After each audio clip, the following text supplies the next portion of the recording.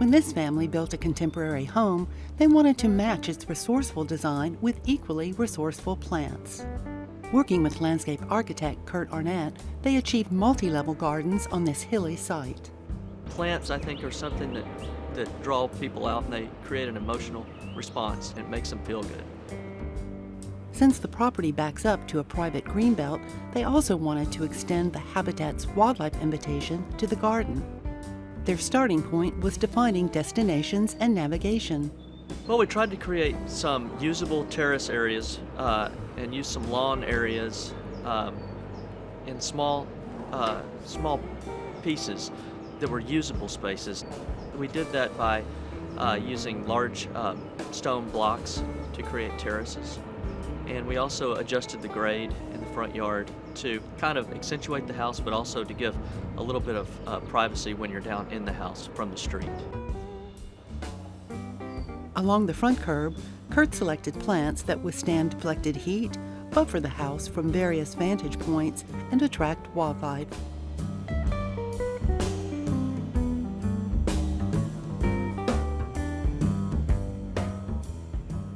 He varied the view with height, structure, texture, and color, foliar and flower.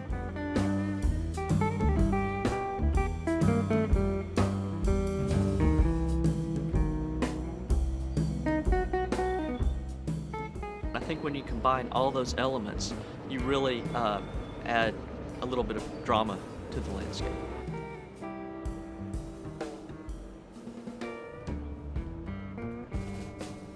To suit the streamlined architecture and generate visual movement to the front door, he stylized the walkway with cut limestone. The driveway is formed with concrete pads grouted with gravel to allow water and air down to the live oak roots. His plant design closer in reinforces a progressive journey to the house. Even though Kurt diversifies the presentation, he unites it with repetitive forms and groupings.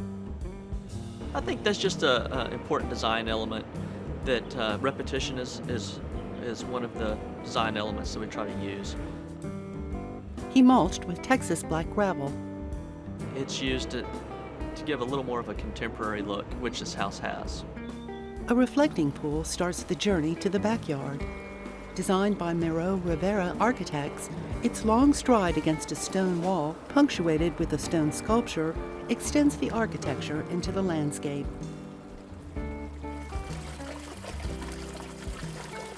Its rhythmic water flow carries to the adjacent lawn, often set with tables for outdoor parties. In this area beyond the pool, Kurt included lush plants with teases of color. We wanted to create a level lawn right up outside the pool area to use for entertainment and just as a visual place to be. Along one side overlooking the native ravine, he combined structural southwestern plants and ground cover silver ponyfoot.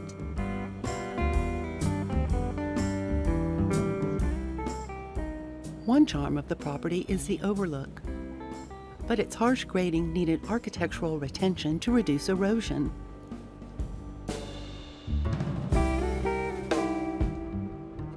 The family also wanted to navigate and discover its many levels, from playground to garden.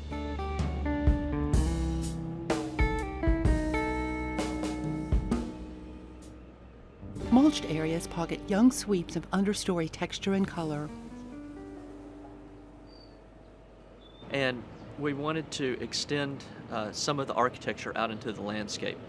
So we used stone blocks, the same stone that was used on the house, but in different sizes. We used bigger blocks, and we would stack the blocks and pull them apart in order to create some planting areas. And then when you have the blocks combined with these planting areas, you get a nice combination. It serves as a retaining wall, but it looks almost like a vertical garden. With stone, gravel, and metal, Kurt stair-stepped the journey to its final revelation, formerly just a steeply sloped lawn.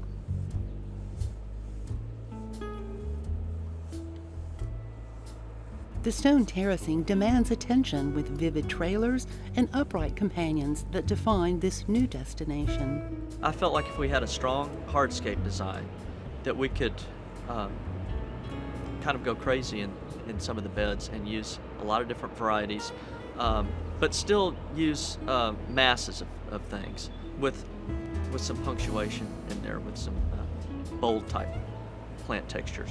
But I think it gives them a changing of the seasons. You get different things blooming at different times. You have things that are evergreen, they're always going to be there, but other things coming up at different times, and just giving them something of interest to enjoy throughout the whole year.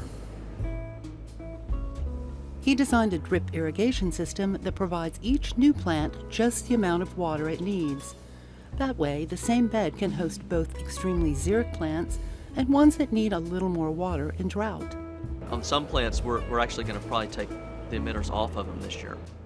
At the back fence, Kurt wanted to blend the native habitat with the garden. Well, this site already had a lot of natural beauty, native plants, and we wanted to use some of those and then add to that. So we used plants that were kind of striking, dramatic in their shape and form, and used some color.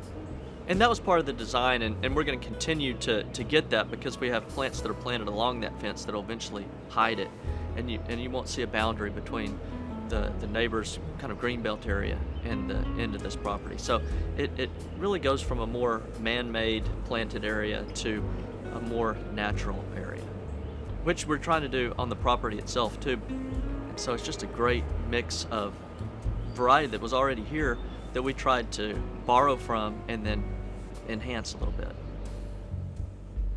The garden's also a mix for everyone in the family, from gardening and watching wildlife to playtime and entertainment. I just really enjoy hearing from them that they've spent the day out in the yard or the evening out in the yard and have really enjoyed being out and what we created together.